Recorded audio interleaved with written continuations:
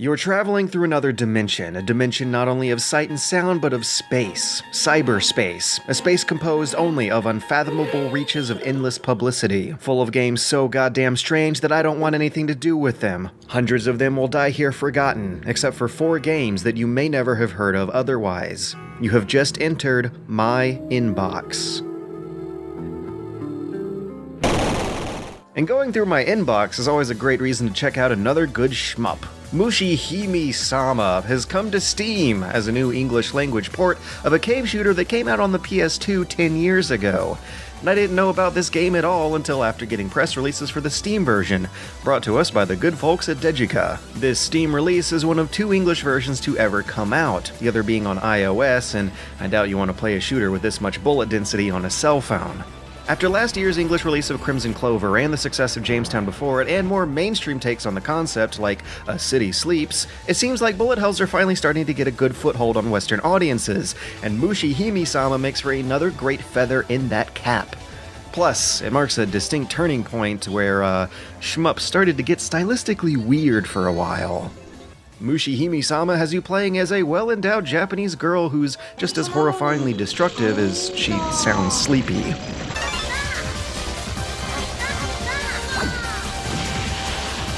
If you're easily distracted, you certainly can change the background wallpaper to number 4. And if you're intimidated by just how many bullets are on the screen, don't be. The trick to these games is just hold down the fire button and focus on dodging. Plus, your alt fire button throttles speed, so when you need to make more precise moves, you actually are required to use less precision in your inputs.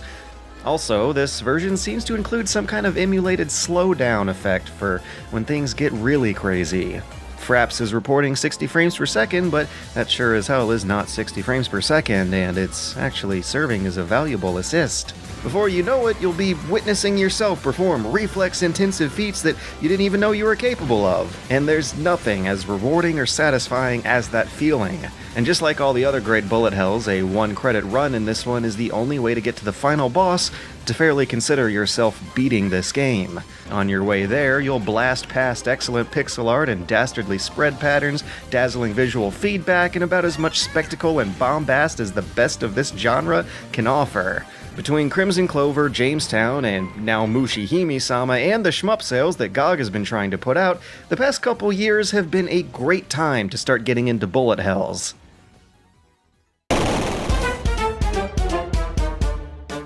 Planet Diver is an endless runner port over from mobile phones that is actually pretty darn neat. Mostly because of how gleefully high concept it all is. You're this crazy space girl who just wants to dive into planets, and that's actually all it is. You dive down a tunnel, dodge obstacles, increase and decrease speeds as you counterbalance risk and rewards to collect star stuff, because that's actually all it is. That's really what the stuff that looks like stars is called. This game doesn't have a care in the world. It has a cheerful, upbeat style to it that I love.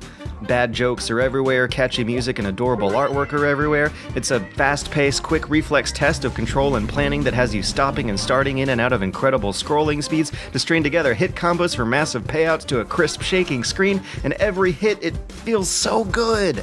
But although there is an amateur lack of polish to its take on pixel art, thankfully you can turn the CRT filter off, but probably the bigger concern is that this is a port of a game designed to be played on cell phones. It's meant for shorter sessions than what you're probably going to give it on PC. The same fun little challenge repeated over and over again this quickly, no matter how fun it is bound to get old fast. But there's still a lot of content to go through. Once you've hit up enough of those story missions, with fun banter preceding each one before tackling a wide and interesting variety of objectives, you find the upgrades shop, and what an upgrades shop it is. Just when I was about to complain about the lack of diversity in backgrounds and music tracks, I found this long list of alternate soundtracks, planet levels, and gameplay mods that change everything. You can even dress your girl up in Nintendo costumes. They have Samus, they have Chell from Portal, they even have Luca from Chrono Trigger. How the hell are they getting away with that? It's great! In conclusion, this game's cool as hell, no one knows about it, and that's why I make these videos. Here we have a cutesy little side-scroller with higher tech pixel art than usual that has these intricate circuitry-themed texture patterns on everything and non-combat puzzle mechanics that rely on using the trigger buttons to play with perspective. Sound familiar? Poncho takes obvious inspiration from Fez, except in this one you have to think two-dimensionally and phase in and out of backgrounds and foregrounds, because making three-dimensional pixel art and designing levels for that would be insanely complicated.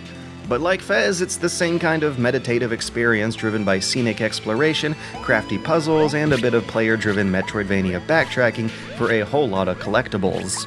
Although I suppose time will tell if there's also some kind of crazy reality-warping ARG metagame to it once you're all over with the first run. But until then, I know this isn't going to be everybody's jam.